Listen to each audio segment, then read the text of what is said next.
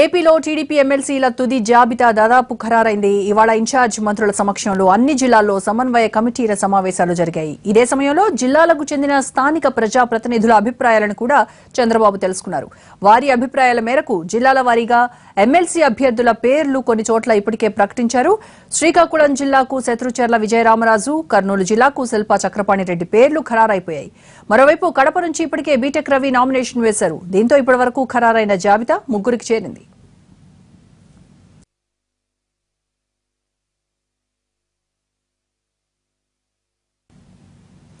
మరిన్ని వివరాలు మా ప్రతినిధి పిఎంఆర్ లైవ్ లో అందిస్తారు. పిఎంఆర్ 8 జిల్లాలకు సంబంధించి ఎమ్మెల్సీల జాబితా ఖరారైనట్టేనా?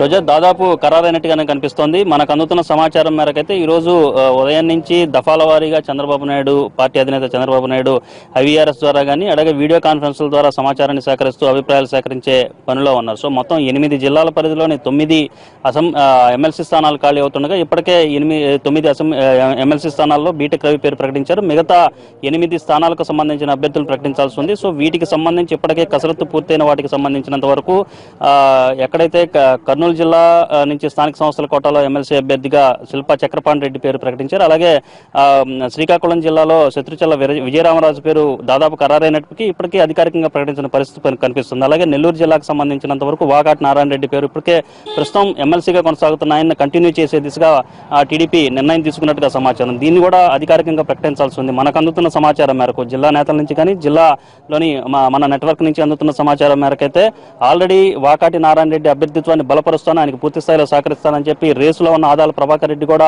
షేక్ హ్యాండ్ ఇచ్చి మరీ స్పష్టం చేసినట్లుగా ఆ విషయాన్ని చెప్పినట్లుగా మనకు సమాచారం ఉంటుంది. సో ఈ నేపథ్యంలో వాకాటి నారాయణ రెడ్డి అభ్యర్థిత్వానికి దాదాపు అడ్డంగా తొలగినట్టుగానే కనిపిస్తుంది. ఇక మిగతా జిల్లాల విషయానికి వచ్చేసరికి తూర్పుగోదావరి జిల్లాలో చిక్కాల రామచంద్రరావు అలాగే జ్యోతుల చంటిబాబుకు సంబంధించిన వీళ్ళిద్దరి మధ్య రేసులో ఉంది. అలాగే బొడ్డు భాస్కర్ రామారావు కూడా రేసులో ఉన్నారు. సో ఈ నేపథ్యంలో ప్రస్తుతం మనకు అందుతున్న సమాచారం మేరకైతే చిక్కాల రామచంద్రరావు పేరు దాదాపు ఖరారైనప్పటికీ అధికారికంగా ప్రకటించే ముందుగా ఆశావాహులు అసంతృప్తులు ఎవరైతే ఉంటారో వాళ్ళని పుచ్చగించే దిశగా అక్కడ చర్యలు తీసుకున్నట్టుగా కనిపిస్తుంది. అలాగే దాదాపు ఇదే స్థితిలోనే పశ్చిమ గోదావరి జిల్లా పరిస్థితి కూడా ఉన్నట్టుగా కనిపిస్తుంది. అక్కడ కూడా 2 స్థానాలు ఖాళీగా ఉన్నాయి. ఆ 2 ఖాళీ అవుతున్నాయి. ఈ 2 స్థానాల్లో కూడా అభ్యర్థులను ప్రకటించాల్సిన పరిస్థితుల్లో అక్కడ ఓసీకి ఒకరికి బీసీకి ఒక సీటుని కేటాయించే దిశగా అధిష్టానం నిర్ణయం తీసుకున్నట్టుగా మనకు సమాచారం ఉంది.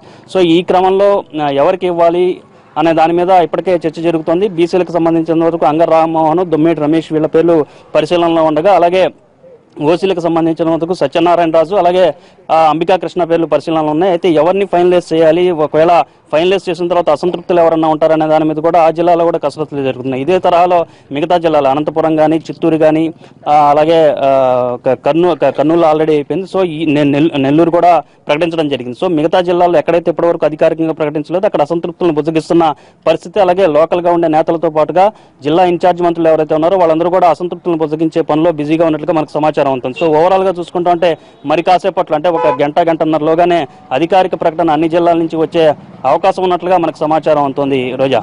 Right PMR.